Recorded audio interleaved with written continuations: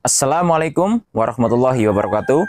Kembali lagi bersama saya Ferry di channel YouTube Bapak Kefatir Nurseri.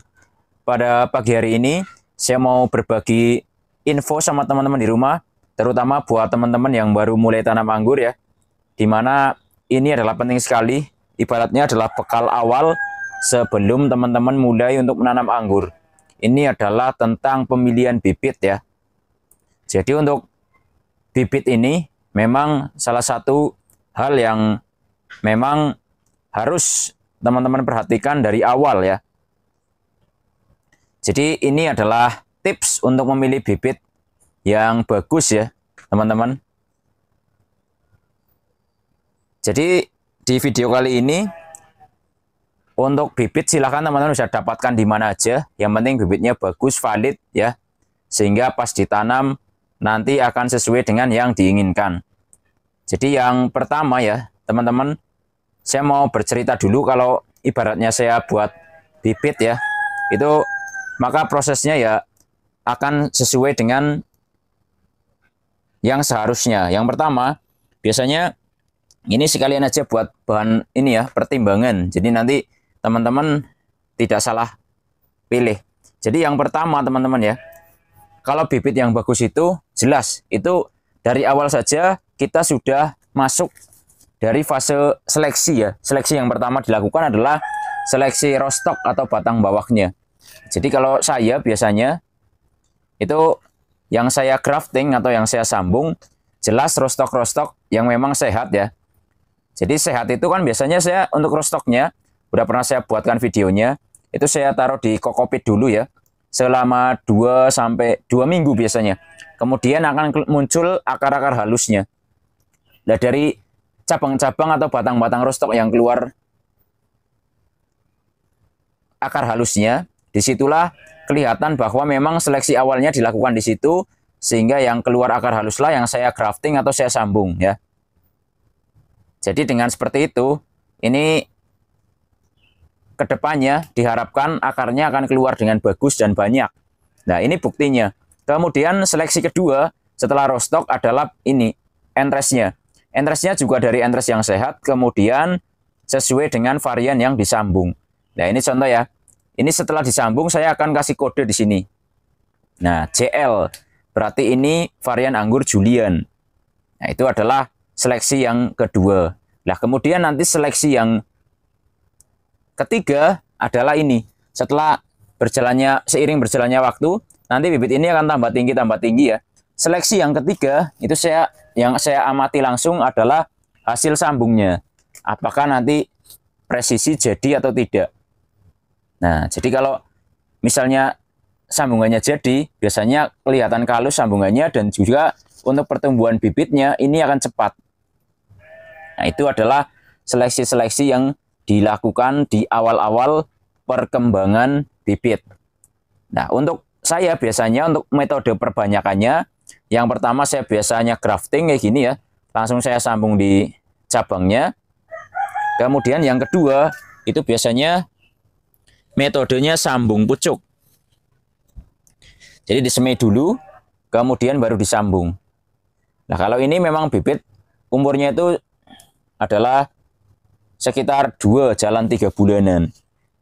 Kalau entah itu modelnya sambung pun sama, karena ini hanyalah rostok-rostok yang tumbuh dengan optimal dan subur aja yang saya sambung, sehingga nanti hasilnya juga akan bagus. Ya, ini contoh adalah varian anggur Dickson ya yang saya sambung.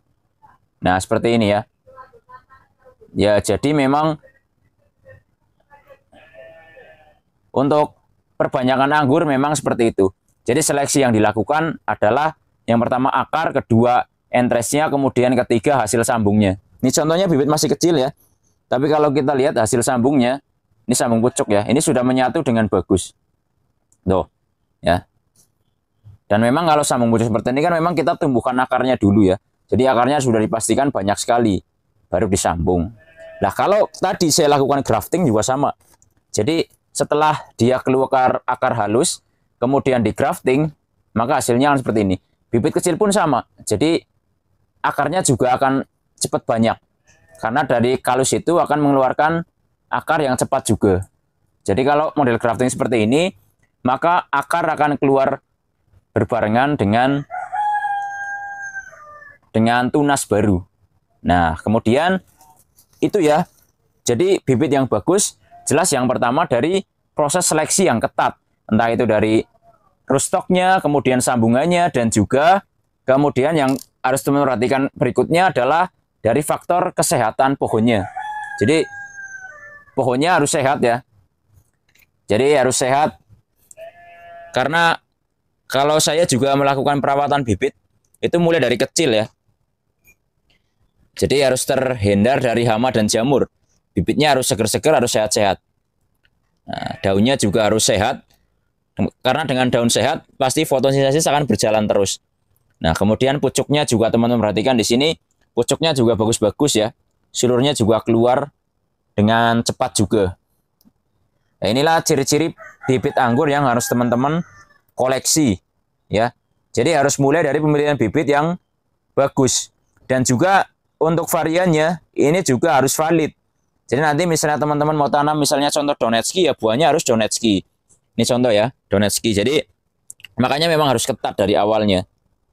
Nah, kemudian untuk bibit ya, saran saya untuk bibit itu sebenarnya mau tinggi mau pendek sama aja. Yang penting tadi kualitas akarnya ya udah bagus dan kualitas sambungnya juga sudah bagus. Maka bibit-bibit ukuran misalnya 70 cm pun minimal. Seperti ini contohnya ada Jupiter. Ini juga sama, 5-6 bulan pasti bisa berbuah. Asalkan media tanamnya bagus ya. Perawatannya bagus pasti sama. Jadi kecepatan berbuahnya juga akan sama. Seperti mungkin yang 1 meter atau 1 meter lebih itu sama-sama aja. Ya ini adalah tentang ini aja. Apa namanya? Tentang perawatan aja pada nantinya. Dan juga kesiapan media tanam teman-teman di rumah. Dan juga mungkin untuk tes berikutnya, kadang-kadang kan ada ya yang suka bibit yang hanya rootstocknya sangat besar sekali bawahnya. Sebenarnya itu juga bukan menjadi patokan bahwa bibit itu bibit yang super atau bukannya, bukan dilihat dari situ. Ya, karena memang kalau bibit ini, bahkan kalau saya seringnya, kalau saya tanam induk, saya malah nyarinya itu rootstocknya yang presisi kayak gini misalnya. Jadi antara rootstock sama sambungannya, misalnya di grafting sama besarnya. Nah, jadi nanti perkembangannya juga bagus. Kalau yang terlalu gede banget ya, kalau gedenya sedang masih nggak apa-apa sih sebenarnya. Tidak akan menjadikan ini apa kering sebelah ya. Tapi kalau biasanya sangat besar, biasanya kering sebelah. Jadi kalau untuk khusus yang grafting, misalnya kok mau ditanam, saran saya mungkin ini ya, bisa ditanamnya sampai atas sambungan. Ini kalau yang rootstocknya gede banget, kalau metode ini. Metodenya grafting. Tapi kalau sambung pucuk lah, kalau segede apapun rootstocknya, ini nggak masalah. Misalnya sambung pucuk, rootstocknya gede nggak masalah. Karena yang akan tumbuh adalah sambungannya, bukan dari ininya, dari batangnya. Ya jadi itu aja ya, tips untuk teman-teman yang mau tanam anggur ya, mulai tanam anggur di tahun 2025. Jadi insya Allah nanti bisa berbuah di pertengahan tahun 2025 ini. Kalau perawatannya bagus dan perawatannya maksimal ya. Jadi untuk bibit silakan dapatkan di mana aja. Yang penting satu, bibitnya harus sesuai dengan ciri-ciri yang saya sebutkan tadi.